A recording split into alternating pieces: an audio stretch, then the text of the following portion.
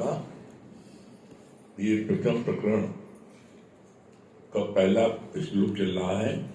कल पढ़ा गया था, दादा के पास एक जज आया, उसको दादा ने बोला तुम अपने को बेवकूफ कह सकते हो। वो हैरान हो गया। तब दादा ने खोल कर बताया कि तुम ज्ञान से वाकिफ हो या नहीं।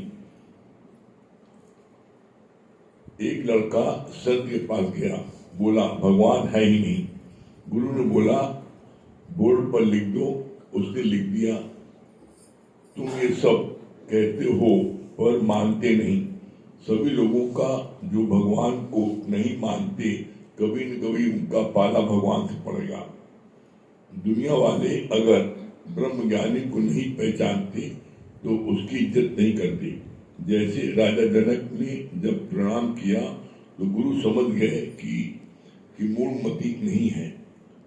उसके पहले प्रश्न से जिज्ञासा झलकती थी कि ये सच्चा कि वो सच्चा।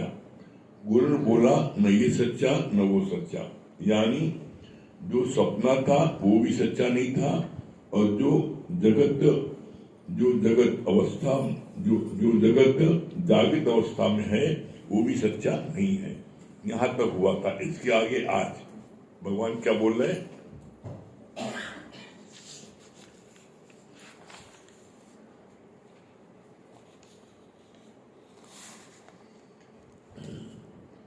ब्रह्मज्ञानी साधारण वेश में आता है, उसको मूढ़ लोग नहीं पहचानते।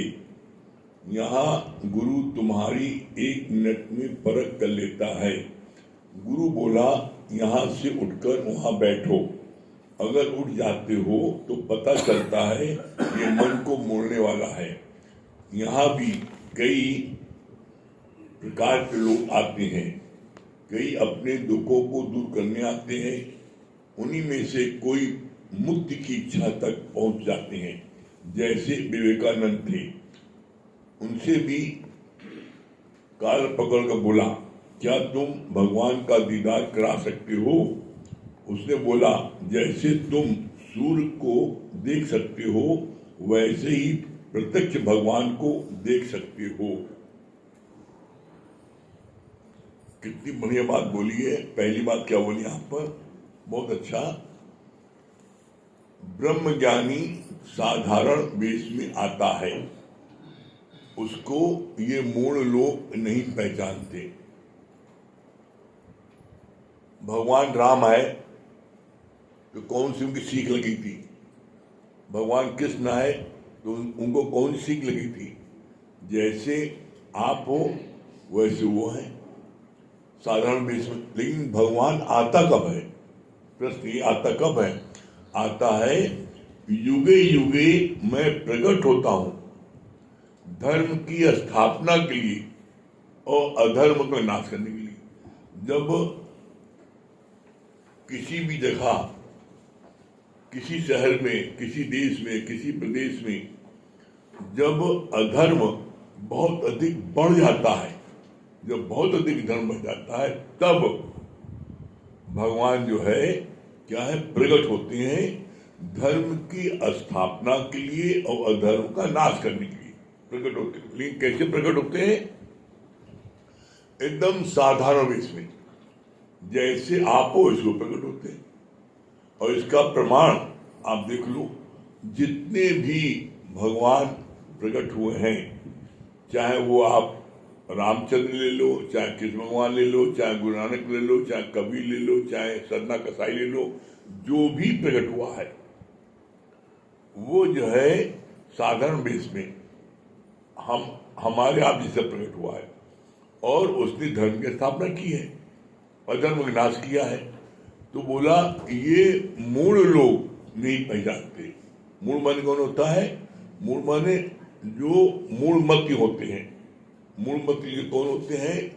जो जिनके अंदर में बड़ा अहंकार भरा होता है और ज्ञान के बारे में कुछ नहीं जानते। बस मूढ़मती जो होते हैं उनका एक काम है, क्या है? खाना पीना भोगना, इनका बस समान, बस वो इसी को जिंदगी समझते हैं। आध्यात्मिक राह को वो बिल्कुल नहीं समझते। वो समझते हैं सब ये जो ना ये फालतू बेकार लोग है ना वो लोग सब करते हैं। और कभी आप उनसे सत्संग के लिए जिक्र कर दो तो तुम्हें लोग फालतू होगा टाइम नहीं ना, उनके पास सत्संग में टाइम नहीं ना, बाकी सारी खुराफात के लिए टाइम है, चोरी चमारी के लिए टाइम है, विषय विकार में कितने टाइम है। तो जो मूढ़मती होते हैं वो भगवान को नहीं पहचानते। और इसका प्रमाण है, कैसा प्रमाण है? पूर्ण ब्रह्म परमात्मा भगवान कृष्ण जब आए तो उन्होंने मूढ़मती दुर्योधन जो उसका नाम पड़ा उसका नाम है दुष्ट बुद्धि। जो दुष्ट बुद्धि दुर्योधन था, भगवान स्वतः उसको कितनी बार समझाने गए कि युद्ध नहीं करो, नष्ट हो जाओगे, मात्र 5 गांव दे दो भाइयों को। उसके बावजूद भी समझाने के तब भी उसने जवाब क्या दिया? सुई की नोक के बराबर नहीं दूंगा जगह बिना युद्ध करे। तो 5 गांव की बात कर रहे हो और उनको बेइज्जती कर दिया। तुम कह जानो राजनीति, जाओ अपनी गाय भैंस चराओ। तो इसको बोलते हैं मूढ़मती। जो मूढ़मती होता है उसको चाहे कितना समझाओ वो नहीं मानता। इसी तरीके से आप देख लो, प्रैक्टिकल हर एक के खानदान में, परिवार में, मोहल्ले में एक आध मूढ़मती जरूर होगा। चाहे वो कितना समझाओ वो अपनी अलापेगा, अपनी जिद करेगा, अपनी बात करेगा, नहीं समझता, किसी नहीं मानता। तो ऐसे में चाहे परिवार में कोई व्यक्ति हो, चाहे खानदान में हो, चाहे मोहल्ले में हो, उसको समझाना बंद कर दो। क्यों? जान लो कि जब भगवान कृष्ण ने दुर्योधन को समझाया वो नहीं माना, तुमने समझाया तो मान जाएगा? मतलब तुम अपना समय खराब कर रहे हो उसके लिए। तुम ये जान जाओ, होनी होकर रहे, अनहोनी ना हो। होनी होकर रहेगी, अनहोनी नहीं। जो होना होगा उसको प्रकृति सिखाएगी। फिर कितनी अच्छी बात बोली भगवान ने यहां पर, तुम्हारे गुरु जो है वो तुम्हारी टेस्टिंग कर लेता है अनायास, तुम्हें पता भी नहीं लगेगा और तुम्हें जान जाएगा गुरु कि तुम what type of you are. जैसे गुरु ने किसी को बोला कि तुम उठ करके यहां से वहां जाके बैठो और वो तुरंत आज्ञा मांग के जहां कहां बैठ गया, तो गुरु समझ जाता है कि ये जो है अपने मन को मोड़ सकता है। जो अहंकारी है, जिसके अंदर में मैं भी कुछ जानता हूं, वो आज्ञा कभी नहीं मानेगा, हम यही ठीक है। उसे गुरु 3 बार कहेगा कुछ तभी नहीं, ठीक है। तो ऐसे बोला भगवान ने, बड़ी अच्छी बात बोली भगवान ने, कहा इस बात को कि जो मूढ़मती होते हैं उनको कितना भी समझाओ वो नहीं समझते। तो गुरु एक शब्द से समझ जाता है कि तुम कहाँ खड़े हो। तो इसके लिए भगवान ने कितना अच्छा बोला कि ऐसे लोगों को गुरु जान जाता है, कहता कुछ नहीं है, लेकिन समझ जाता है कि ये ज्ञान में बढ़ने लायक नहीं है, ये ज्ञान में बढ़ने लायक है। क्यों? जब तुम इतनी सी बात गुरु नहीं मान पा रहे हो तो आगे क्या बात मानोगे? तो गुरु को छोड़ देता है, फिर कहता ठीक है जो तुम्हारी इच्छा करो। गुरु के साथ मेहनत नहीं करता, फिर मेहनत उनके साथ करता है जो आज्ञा में चलते हैं, जानते हैं कि आज्ञा में चलना तो ये मंजिल को प्राप्त करेगा, तो उसके साथ गुरु मेहनत भी करता है। फिर आगे कितनी अच्छी बात बोली भगवान ने, यहां भी कई प्रकार के लोग आते हैं, कई अपने दुखों को दूर करने आते हैं, उन्हीं में से कोई मुक्ति की इच्छा रखता है, कोई कैसे आता है, दुख है, किसी को शारीरिक दुख है और किसी को मानसिक दुख है। कोई किसी का बेटा मर गया है, किसी की बेटी जो है आपके उसकी शादी नहीं हो रही है, किसी के बेटे को नौकरी नहीं मिल रही है, किसी के पास बड़ी गरीबी है, किसी के पास में बहुत अधिक जो है पारिवारिक बोझ है। तो बोला इसको बोलते हैं मानसिक कष्ट। उनका मन बहुत दिन भर उनका मन दुखी होता है, हमारी बेटी शादी नहीं हो रही है, हम मर जाएंगे तो हमारी बेटी का होगा, हमारा बेटा मर गया इतनी कम अवस्था में, और फलाना जो बेईमानी कर रहा है, ठगी कर रहा है, उसका बिटवा दो, अच्छे से खुद जी रहा है, भगवान ने हमारे साथ अन्याय किया। तो इनको लोगों को मानसिक कष्ट होता है, कोई उसके लिए आता है, कोई अपने शारीरिक कष्ट चाहता है, शारीरिक कष्ट अलग होता है। अब किसी को शारीरिक कष्ट है, चाहे वो बैठ नहीं पाता हो, चाहे वो जो है चल नहीं पाता हो, चाहे वो बिस्तर पकड़ रखा है, किसी को आंख में तकलीफ है, किसी को दांत तकलीफ है, ठीक ही नहीं हो रहा है, बहुत इलाज कर रहा है। तो ऐसे लोगों को क्या होता है, वो जो है सुन रखा है कि यहाँ जाएंगे ना सब कष्ट दूर हो जाएगा। किसी को डिप्रेशन हो गया है, तो ऐसे लोग सुन करके यहाँ आते हैं और ठीक भी हो जाते हैं, ये सत्य है। डिप्रेशन का कोई इलाज ही नहीं है। डिप्रेशन किसको कहते हैं? डिप्रेशन किसको होता है? जब कोई एक ख्याल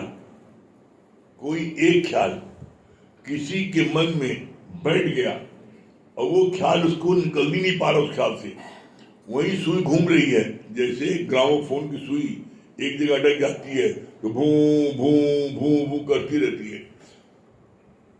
वो जितनी देर बजेगी भू भू करेगी, गाना नहीं बजाएगी। इसी तरीके से जो व्यक्ति डिप्रेशन में आ जाता है वो घूम फिर के वही बात करेगा, बस उसको बोलते हैं डिप्रेशन में आना। तो ऐसे में इसका कोई इलाज ही नहीं ना, वो रात दिन जगता रहेगा, ये सब बात कर सोचता रहेगा उसी लिए। तो इसके लिए भगवान ने बोला डॉक्टर पर वो जाते हैं तो डॉक्टर उनको सिर्फ नींद की दवा दे देता है, सो जाओ, इसका इलाज नहीं ना। लेकिन गुरु जी की कृपा से, गुरु जी के सत्संग में गारंटेड इलाज है, गारंटेड। हमने अपने ही जीवन में कितने लोगों को जो घोर डिप्रेशन में थे, रात को चिल्ला के भागते थे, दिन में चिल्लाते जो एक ही बात के लिए, वो तो यहां ठीक हो गए। क्यों? क्योंकि यहां नित्य जब गुरु की वाणी चलती है तो उसके अंदर किसी न किसी कॉर्नर से ये बात घुस जाती है, सच में जो दिखे सब चलन हार। तो उसको जिस चीज का डिप्रेशन वो दिख रही तब तो डिप्रेशन है। हाय हमारा बिटवा इतना लायक है, इतना होशियार है, इतना अकलमंद है, इतनी अच्छी उसकी आमदनी है, सब कुछ है, लेकिन शादी नहीं हो रही। तो उसमें ऐसे में चाहे माँ हो चाहे पिता हो, उनको डिप्रेशन हो जाता है। कैसे होगा? तो ये जो है इसका इलाज एकमात्र हम लोगों के सत्संग में है। फिर कितनी अच्छी बात बोली भगवान ने। विवेकानंद एकमात्र ऐसे सच्चे जिज्ञासु थे जो बात उनके मन में आती थी वो डंके छोटों कहते थे। जैसे उनके मन में आया, 36 लोग बैठे सत्संग सुन रहे थे, वो आए बोले अब आए हो, कहा 36 पहला नंबर मेरा होगा, मतलब 36 लोग सुन रहे हो उसमें मेरा टॉप पर मैं रहूंगा, सबसे ज्यादा मैं ज्ञान को अच्छे से लूंगा, बोला उन्होंने। कब बोला उन्होंने? जब उन्होंने गुरु से पहले पूछा, क्या तुम मुझे भगवान दिखा सकते हो? गुरु ने कहा, जैसे तुम हमें देख रहे हो वैसे तुम भगवान दिखा सकते हैं। चलो दिखाओ हमें। तो कहा, ऐसे देखोगे? चलो पहले गंगा जी नहा लो, शुद्ध हो लो, तब देखें। कहा ठीक, चलो। लेकर गंगा जी नहलाया, और जैसे विवेकानंद डुबकी मारी वैसे ही ऊपर से गुरु ने गर्दन पकड़ ली और बाहर नहीं निकलने दिया पानी से। डुबकी ने मारी तो मुश्किल से आधा मिनट उनकी गर्दन को इसे पकड़े रहे और निकलने नहीं दिया। बाद में जब छोड़ा तो जैसे आदमी डूब रहा हो तो हा करके निकलता है भबड़ा के, वो ऐसे निकले। कहे तो भगवान दिखा ले रहे हो, मारे ला रहे हो? तो कहा, हम तुमको अनुभव कराने लाए थे। क्या अनुभव कराने लाए थे? कहा, जैसे तुमने सिर्फ आधा मिनट तुमको हमने पानी में तुम्हारी गर्दन पकड़ ली, तुम अंदर थे तो तुम सांस नहीं ले पा रहे, तो तुम्हारी जान निकल रही थी, व्याकुल थे तुम, किसी तरीके से गर्दन हमारी बाहर निकले पानी की। जिस दिन ऐसी व्याकुलता, ऐसी तड़प परमात्मा के लिए हो जाएगी, उसी दिन तुम परमात्मा के दर्शन कर लोगे। ऐसी तड़प है? अपने पूछो। आधे मिनट जल में उनकी गटाई रही तो आधे मिनट में तड़प कर कैसे बाहर निकले? तुम आधे मिनट, अरे आधे आधे महीना गायब रहे तो पता ही नहीं कहाँ गए, कौन दुनिया भाग गए। गुरु ढूंढा, कहाँ गया कहाँ, पता करो, घर जाओ देखो, पता लगा। बहुत से लोग अपने घर दिखाते नहीं, डर मारे ईश्वर में खड़ा है। कीर्तिमान हमसे कहा भी आता, भाई जब प्रेमियों के ले जाओ, जब देखो दिखा लो, अब बोलते जाओ देखो घर पर, अरे रवि गुरु भी थोड़ा काम जा रहा है, वो घर ही दिखाते हैं। क्यों? अरे भाई हम लोग इस नाते किसी न किसी प्रेमी को घर दिखवाते हैं। कम से कम जब तुम खोए जाओ, पता न रहे तो कहाँ में ढूंढा जाएगी, कहाँ ढूंढा जाएगा तुम्हें?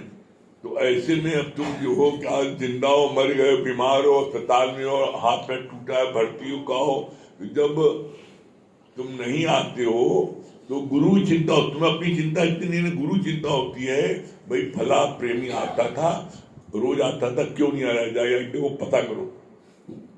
तो इस राह पर, इस सत्संग राह पर बड़ी गजब की बात क्या है? इस सत्संग राह पर तुम्हारे अंदर में आज बड़ी श्रद्धा है, लेकिन कोई भरोसा नहीं कल तुम्हारी श्रद्धा गायब हो जाए और तुम बैठ जाओ। तो ऐसे में गुरु जो है फिर पकड़ के लाता है। कैसे? जैसे एक लड़की का शादी हुई, उसका पति का शरीर शांत हो गया, अभी कुछ ही दिन शादी हुए तो पति शरीर शांत हो गया, तो बड़ी व्याकुल, इतनी तड़प गई, इतनी व्याकुल हो गई कि उसका रो रो बुरा हाल। दादा भगवान को पता लगा तो उन्होंने जो है, उन्होंने उसको जो है खूब अच्छे से लड़कियों को बोला, इसके खूब सिर में तेल मालिश करो, इसको बादाम पिस्ता खिलाओ, उसको खूब अच्छे से मेवा मिठाई खिलाओ, और उसको बोला हम तुम्हारे लिए हैं, चिंता नहीं करो, तुम्हें जिस चीज की जरूरत है सब मिलेगा, तुम बिल्कुल जो है तुम किसी प्रकार की चिंता नहीं करो। तो 2 दिन 3 दिन ज्ञान सुना और कहा, तो ऐसा तो आज तक हम कहीं देखे ही नहीं की, इतना बढ़िया ज्ञान, हमारी तेल मालिशों कर रहे हैं, बादामों खिला रहे हैं, पिस्ता खिला रहे हैं, और उसके बाद इतना ख्याल रख रहे हैं। 4थे दिन से गायब, आना बंद। दादा भगवान ने कहा, उसको ढूंढो, कहाँ गई? 3 दिन से माँ रो रही थी कि आपने हमको बचा लिया, आपने कर लिया, कहाँ गई, ढूंढो तो आखिर। तो जब गई उनके बाद महिलाएं ढूंढने के लिए, तो उसको मिली वो, तो कहा, अरे तू कहाँ नहीं आ रही, कहाँ गायब हो गई? तो उसने क्या बोला? उसने कहा कि आज तक दुनिया में कोई ऐसा खिलाएगा पिलाएगा उसकी केयर करेगा, जरूर कोई मामला गड़बड़ है, आना बंद कर दिया। तो चूंकि दुनिया में सब जगह ठगा गया है, दुनिया में हर जगह ठगा गया है, यहाँ सदगुरु को इतनी करुणा होती है कि वो जो है वो इस बात की मन भावना आती है, अगर ये मेरी शरण में आ गया है तो इसको मंजिल प्राप्त हो जाए।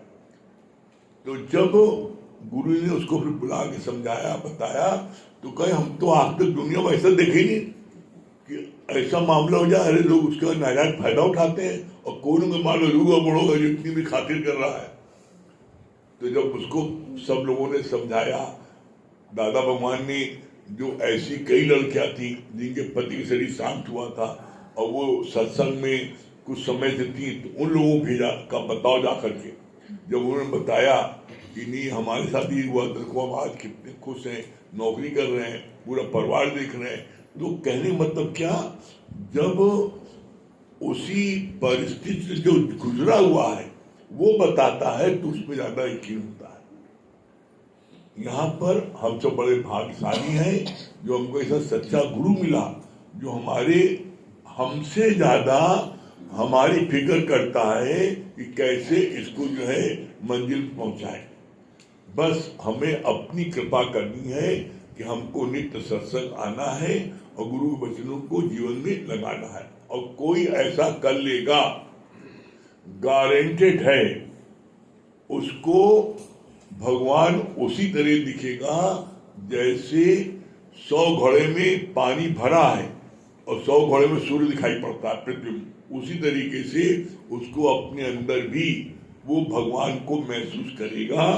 जैसे एक गर्भवती स्त्री जब गर्भवती हो जाती है तो अपने पेट में बच्चा महसूस करती है, वैसे आप महसूस करोगे, हाँ सचमुच। और जब ऐसा महसूस करोगे उसका परिणाम क्या होगा?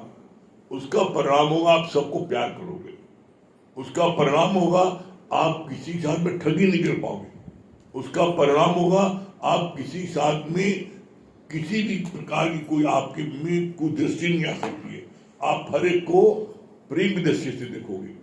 तो ये चीजें उपलब्धि होगी, आप करके देखो, उपलब्धि न हो तब कहना। आगे अब भैया बताएंगे।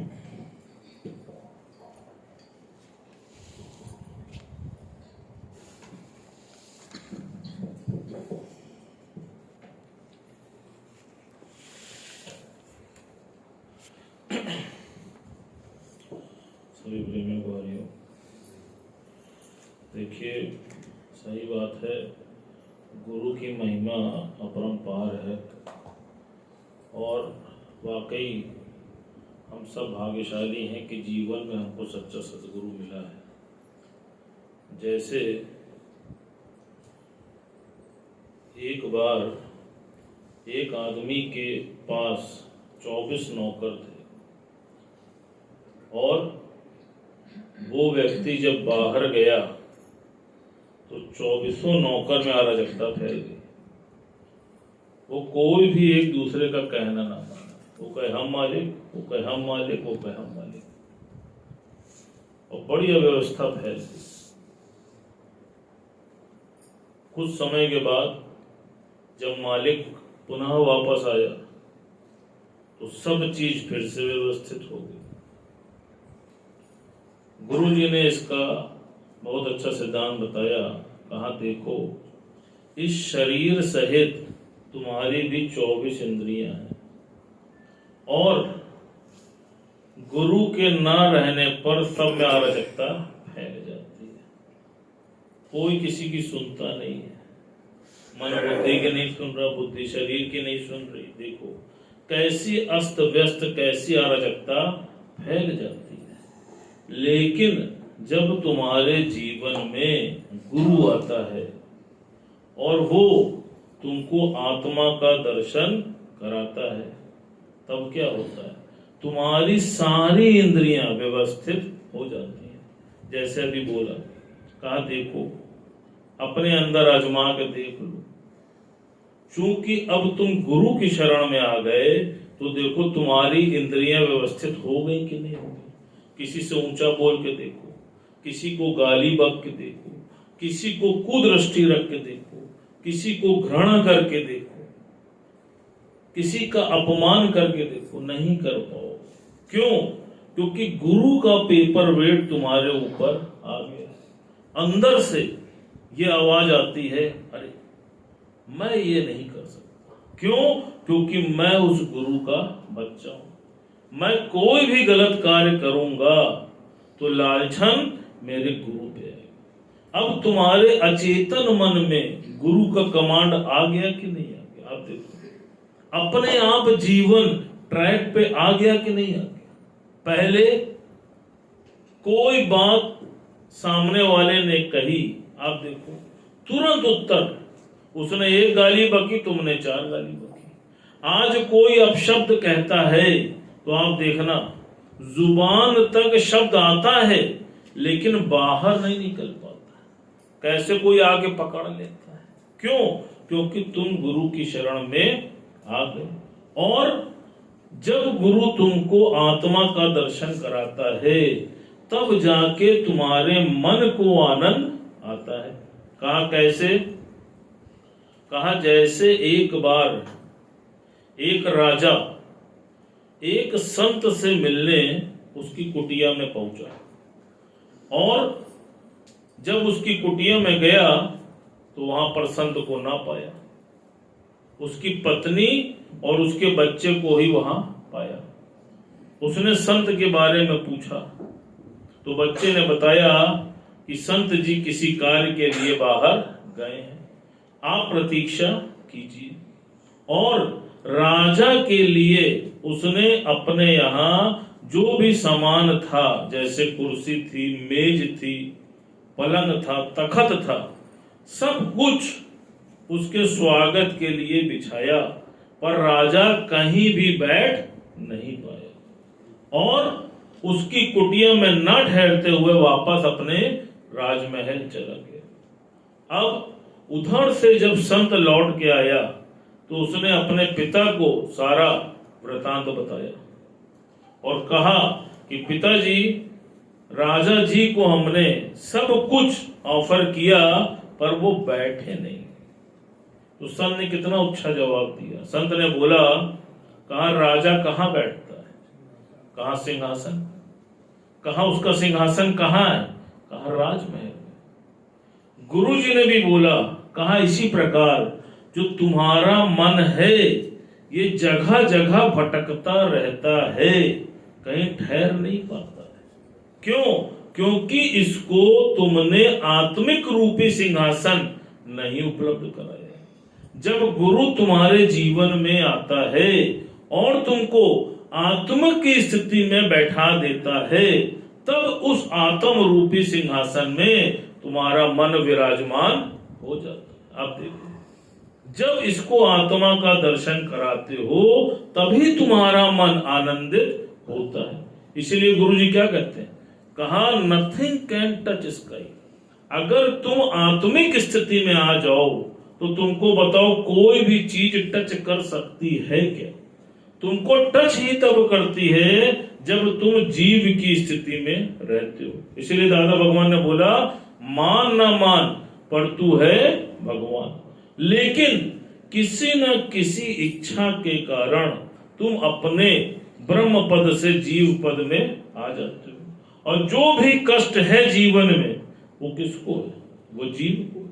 जैसे उस बालक के साथ हुआ, एक बालक रोज भीख मांगा करता था और उसके पास जीवन व्यापन करने के लिए और कोई साधन नहीं था। चूंकि भीख मांगता था तो जितने लोग भी राज्य में उसको भीख देते थे उसको बहुत बुरी बुरी गाली भी देते थे, बहुत अपशब्द भी कहते थे, मनहूस कहते थे, बहुत सी बातें कहते थे। लेकिन वो उन सब बातों को चुपचाप सुन लेता था। क्यों?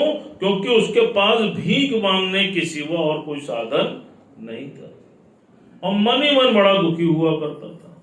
एक दिन उधर से वजीर गुजरा और उसने उस बालक के शरीर पे एक ऐसा चिन्ह देखा जो राजा के राजकुमार के शरीर पे था, और वो राजकुमार गुम हो चुका था। वजीर ने उस बालक से बोला कि बेटा, तुम तो राजा के खोए हुए युवराज हो, तुम यहां क्या कर रहे हो? तुम मेरे साथ चलो। अब चूंकि वो तो पहले ही भीख मांग रहा था, कहा ठीक है, वो राजा के पास ले गया।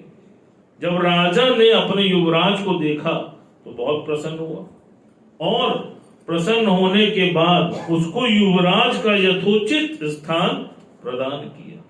अब वो बहुत ठाट बाट से रहने लगा। एक दिन उस युवराज के मन में आया कि चलो अपनी प्रजा के हित के लिए चल करके देखता हूं क्या व्यवस्था है। अब उसको युक्ति आई कि ऐसा करता हूं कि मैं वापस वही भिखारी वाले भेष में जाकर प्रजा के बीच में उनकी बातों को जानने की चेष्टा करता हूं। वो पुनः वही भिखारी वाला वेश रखकर प्रजा के बीच में गया, और फिर प्रजा में जैसे लोग उसको पहले अपशब्द कहते थे फिर कहने लगे, लेकिन पहले और अब में क्या अंतर था?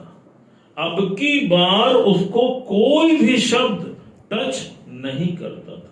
क्यों? क्योंकि वो अंदर ये जान के बैठा था कि मैं वो भिखारी नहीं हूं, मैं वो युवराज हूं। इसी तरह गुरु ने बोला, कहा जिस दिन तुम्हारे अंदर भी ये कंठस्थ हो जाएगा कि मैं देह नहीं हूं, मैं आत्मा हूं, तो जब तुम अपनी आत्मिक स्थिति में आ जाओगे तो अब तुम बताओ, तुम क्या किसी भी विवाद में फंस पाओगे? किसी भी बात में गिर पाओगे? कोई भी चीज तुमको हिला पाएगी? नहीं हिला पाएगी। लेकिन तुम फिर अपनी आत्मिक स्थिति से जीव की स्थिति में आ जाते हो। और क्यों आ जाते हो? सिर्फ कोई ना कोई इच्छा के कारण। इसीलिए गुरुजी ने क्या बोला, चाह चमारी चीमड़ी अति नीचन से नीच, और तू तो पूर्ण ब्रह्म था यदि चाहना होती बीच। सिर्फ तुमने जिस दिन अपनी चाहना को त्याग दिया, तुम देख लो, तुम बिन कौड़ी के बादशाह हो गए। अब बादशाह बनना है या भिखारी बनना, ये तुम्हारे हाथ में है। अब बता दो क्या बनना है?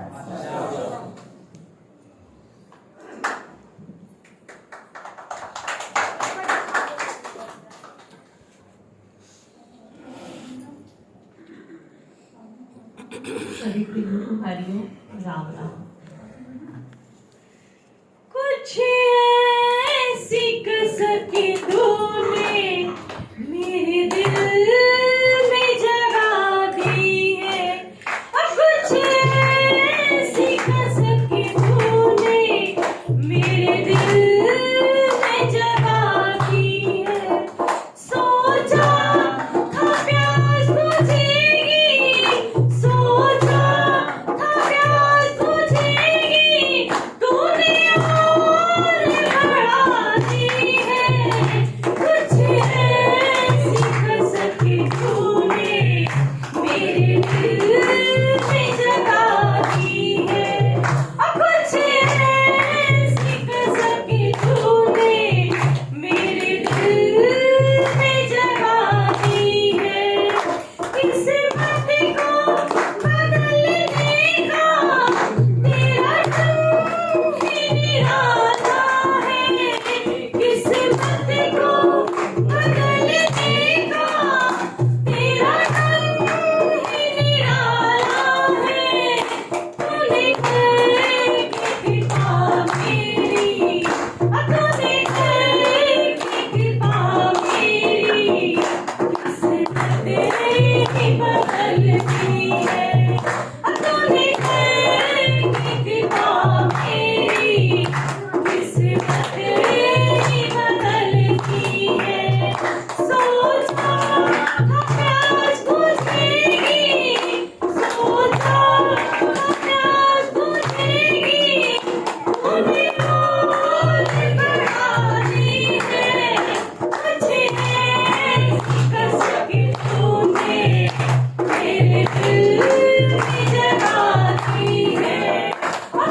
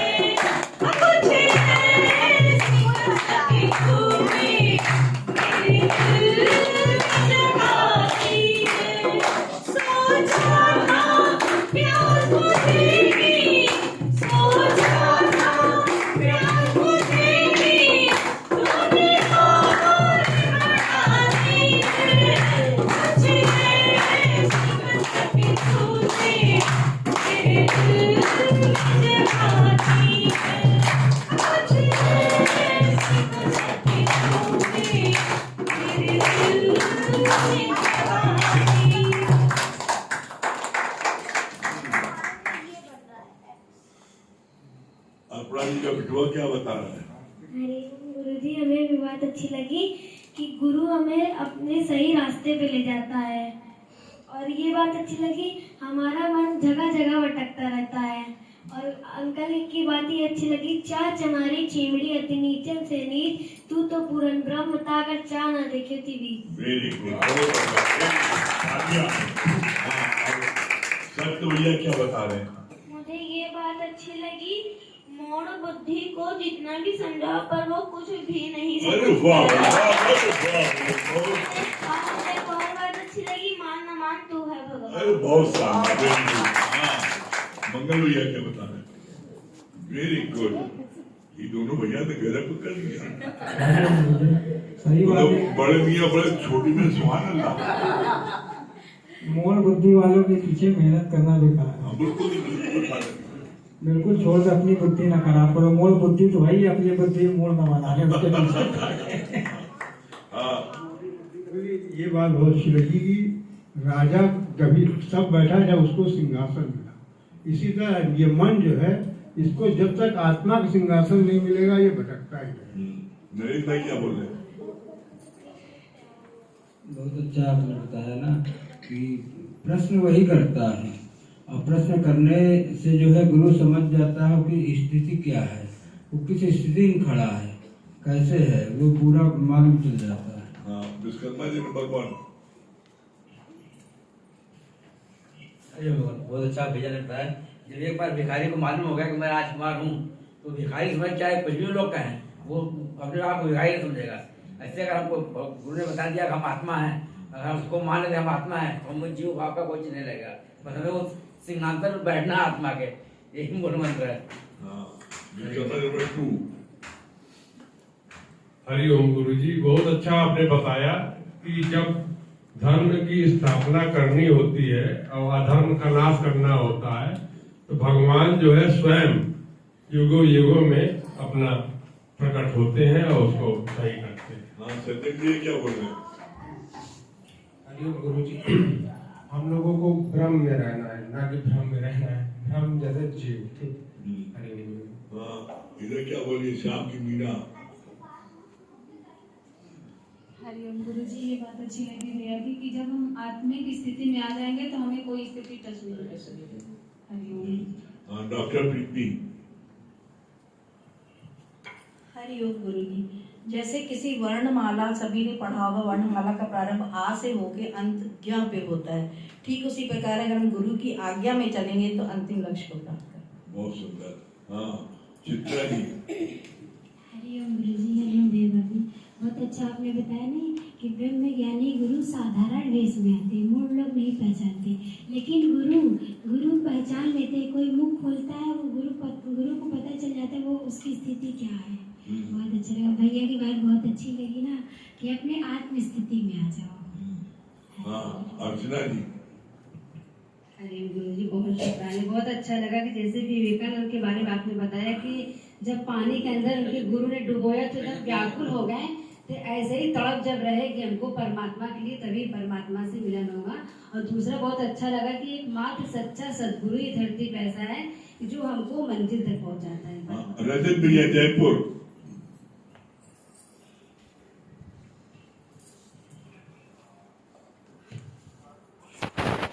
रजत भैया।